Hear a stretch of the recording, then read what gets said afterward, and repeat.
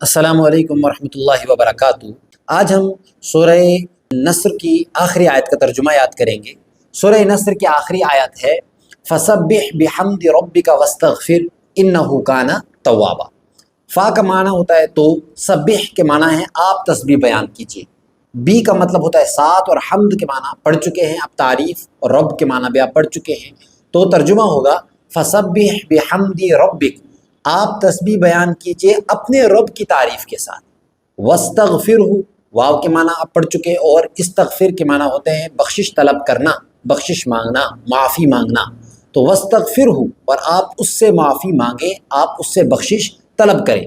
إِنَّهُ كَانَ تَوَّابًا، اِنَّ کے معنی ہوتے ہیں بے شک، ہو کے معنی ہوتا ہے وہ، کانا کا معنی ہے، اور توابہ کے معنی ہے توبہ قبول کرنے والا، بلکہ بہت زیادہ توبہ قبول کرنے والا۔ تو ترجمہ ہوگا انہو کانا توابا، بے شک وہ بہت زیادہ توبہ قبول کرنے والا ہے۔